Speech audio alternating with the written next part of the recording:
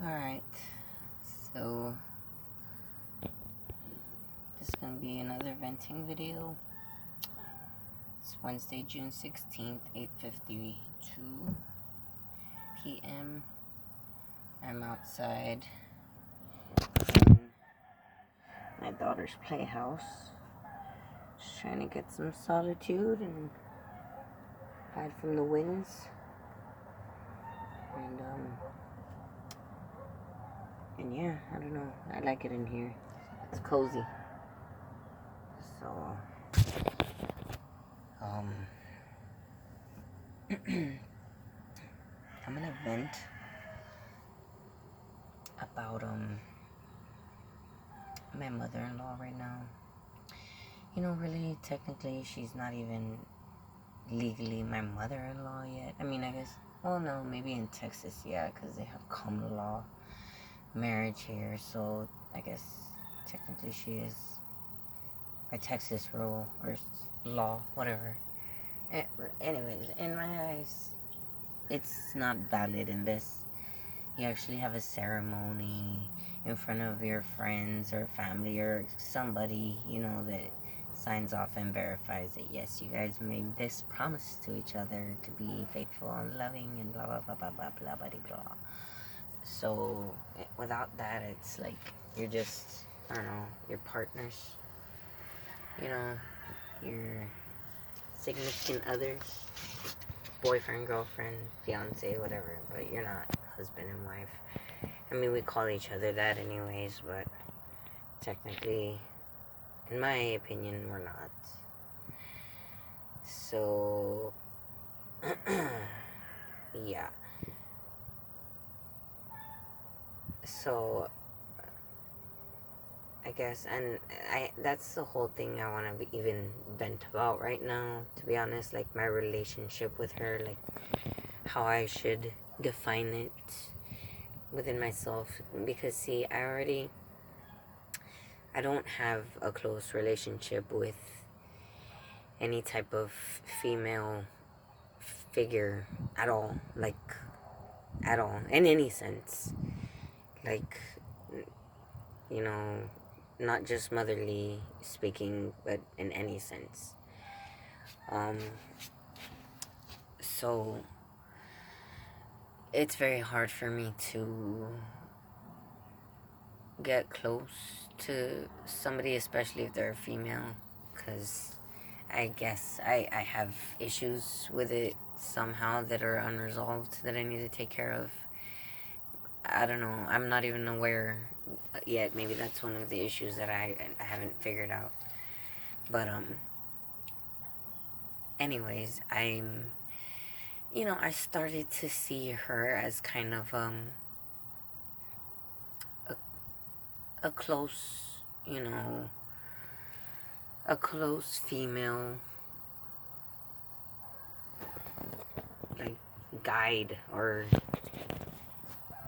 I would say mother, but I mean, I guess to a degree it was that at a certain point, but I just keep like reeling it back and pushing it away, because I'm just like, I don't see myself as somebody in her eyes who is, like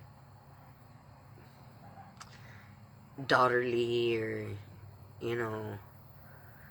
like with that kind of perspective towards me. Like, I don't think she has that, I think she would like to, or wants to, or she did at one point, but not entirely, because I really believe that she wished that Marco wouldn't have ended up with me, like that he would have basically been hooked on another person, another girl that wasn't me. Because I'm not like her at all, I'm completely opposite her. She likes to talk a lot. I don't. Like, she likes to and by talking, I mean, like, just everyday, like, back and forth nonsense, like how the day was, or what's going on with whatever drama in some random person's life, you know. If it has to do with them personally, like I would rather hear that, you know, if I have the energy to, anyways. But it, I don't like, you know, just babbling on. I don't like doing that, and she loves to do that, and it's like, you know, everybody has their thing, so whatever. It's not me to like. It's not my place to like say anything about it, other than that's just how she is, you know. Like, some people are like that. I personally don't like even talking about other people that are not, you know, that are not having to do with. I mean, I know I'm doing it right now. Like, I'm talking about her and how she is, but because I'm venting. Like, this is my venting video. It's a diary, so that's the only reason why I'm doing it. But I don't go like, I don't even have anybody that I could really even talk to. Anyways, I mean, I've complained about her before to my mom and my sisters, but I don't really talk to them anymore even. So it's like I don't have anybody like at all to even get those bits out of me, like personally, that I could trust with that information to not let it go further. But anyways, so yeah, I don't feel, you know, very very close to her anymore. Like, or I'm trying not to, you know, like because it's like I feel that way because there's just so much to explain about it, like how to explain like why I feel that way, you know, and how it's working and everything. I have to like detail every story and outline everything. It's just a lot of information.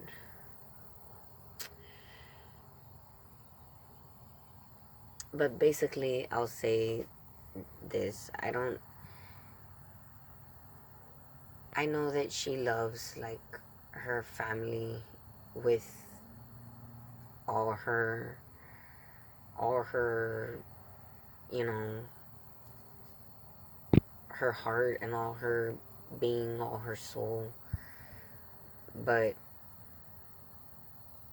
that's just, you know, whoever her family is, you know, like Marco, Athena. I don't count in that technically, so.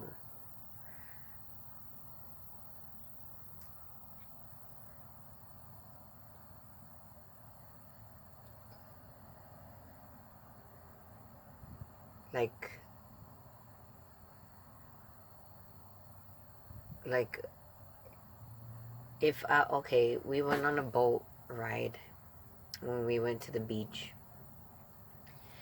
and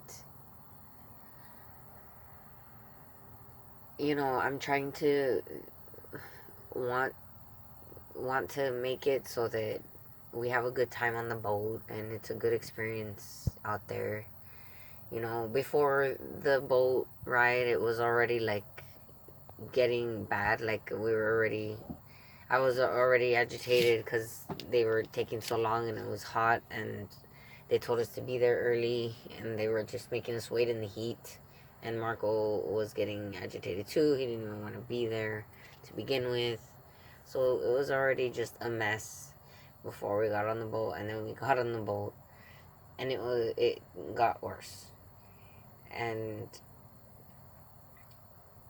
I just told myself, like, just don't like say anything. Just stay quiet. Like, don't try to like have a good time. Don't try to have a bad time. Just like put your head down and start crying. And I had this big hat that she had bought me right before we went on the boat ride, so it was covering like my whole like facial features, which was good. But then at a certain point, I started smelling cigarettes smell, and I was like, what the fuck, you know, like, what the fuck smoking on the boat? Like, there's a lot of kids here. There's a lot of people here. Like, it's a crowded-ass fucking boat. Small. And they're gonna, like, smoke? Are you fucking serious? Like, and I looked over and I saw the dude that was at the, like, the end of the boat or whatever. And he had the cigarette there. And I was like, are you fucking kidding me? This guy's smoking. And I think I told Marco next to me, but I was already getting like, I just like more angry because at that point I was just trying to control my temper, and I was just crying pretty much. I was just holding my face and crying under the hat the whole fucking time, and then so when I saw that, I was still in the middle of those feelings, so it like agitated me a lot. So I told him, I guess probably with a rude tone, maybe a forceful, rude tone, but I said it politely. I worded it politely. I said, excuse me, sir. I was like, can you smoke over there, or can you not smoke? Or I said something like that. I think I told him if he could not smoke or like turn it off or something, and then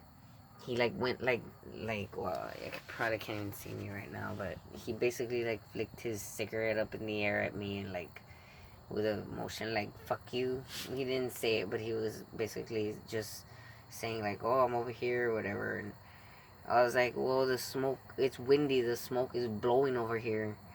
And he said something again, like basically like he wasn't gonna listen to me. He was gonna fucking smoke still. And then I told him, well, then move over there. And then he was like, I don't know what the fuck he said, but he didn't move, like, when I said that. And then I just fucking yelled, move the fuck over there, motherfucker. And he fucking moved right away. But of course, at that point, I already looked like the crazy one, and, the one that's out of hand. I'm the one causing a scene or whatever. So she fucking starts whispering, because it was her and her friend Pat there, and she's whispering to her, oh, it's so embarrassing, so embarrassing. I got so angry, because I'm like, wow, really, like, instead of, backing me up and, like, saying, like, wow, he was smoking, and the smoke's coming to your granddaughter's face, and she's breathing it and everything, like, instead of being mad about it, too, you're gonna fucking say that you're embarrassed. Like, wow. And I got fucking pissed, like, more at that. And I don't remember how exactly I worded it, but I was basically saying, I don't give a damn if you're embarrassed. I don't care. I really don't care. Like, I was just so angry. And just, I couldn't believe that audacity of that fucking piece of shit dude. And then to find out later that he was one of the fucking employees on the boat. Oh my god, I was even more agitated. But then I'm the bad person, and she looks at me like I'm bad because I'm having these opinions about these shitty fucking places of business and voicing them out loud and telling them to their face and shit, and I'm the bad person for doing that because I'm not whispering, slowly to my friend in the fucking car about it. Like, really, dude? Like, no. We're the same, just different. Like, I'm expressing it out loud, and I'll tell anybody that I'm not gonna like filter things for certain people, unless it's my daughter, obviously, or a child or something related to that nature. But I'm not gonna just I could use nicer tones, less aggressive tones, and in that I do agree with that aspect or whatever.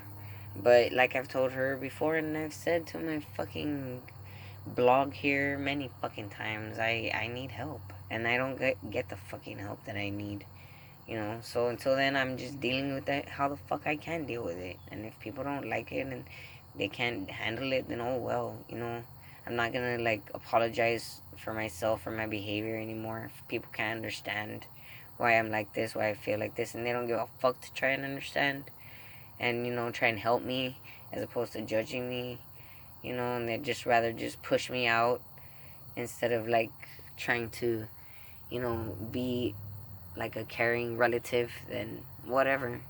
I don't give a fuck. I really fucking